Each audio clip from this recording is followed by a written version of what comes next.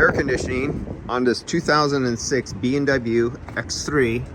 So if we come down here and if our iPhone would like to focus for us, we will see this is a 2006.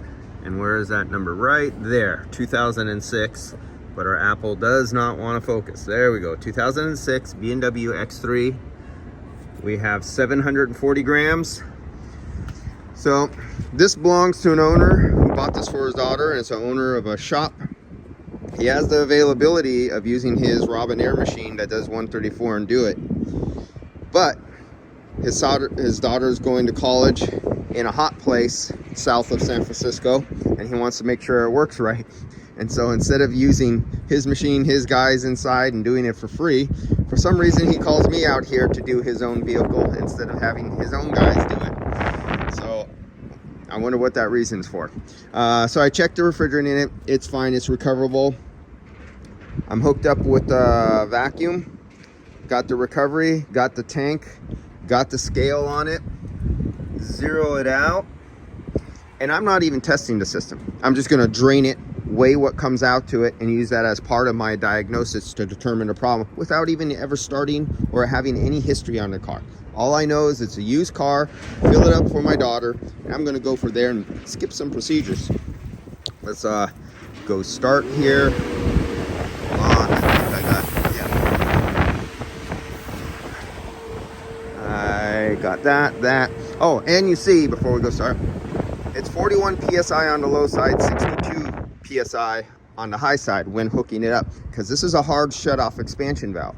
So if somebody, and it's 60 degrees outside or so, and this car has been sitting out here for hours, and so if somebody came up here and only hooked up a low side gauge and they seen 43 degrees, and they kind of know the PT chart and know that doesn't sound, if it's 60 degrees outside, it should not be 43 degrees, 43 PSI, they would say, oh, the system's low on refrigerant.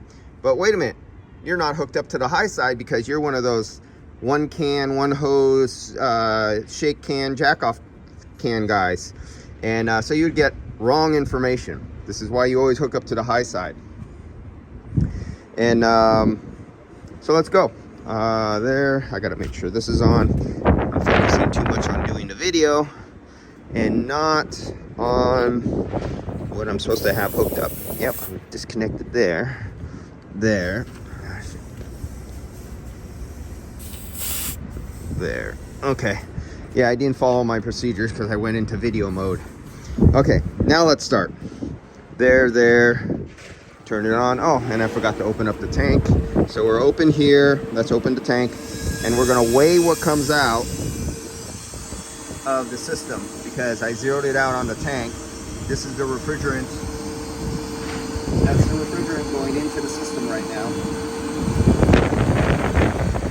And if we look up here, we're down to 9 PSI on the low side. I'm not pulling refrigerant from the high side because I do not want to pull out oil. And so I'll wait on that one a little bit before I open up the high side valve and click it over. But I'm just trying to see, does it match what I pull out to the sticker up here of 740 grams? If it matches and it doesn't work, it has nothing to do with the refrigerant charge. And he didn't even tell me that it's so cold here and rainy, we're in a storm, that he doesn't even know if the AC is actually working or not. So I'll get back to you after I do the video, or after I do the recovery, and I'll start the video and let you see how much refrigerant comes out of this system before I throw on the vacuum pump. Oh, meanwhile, I gotta change the oil. The last car I did was very wet and contaminated. And my oil went from clear to milky, like that, after one really dirty car. Oh, it looks like we're down to almost nothing. Milky and dirty like that. So it's oil change time, and I'll come back and do a video on that. Let's see. Yeah, let's get that oil changed.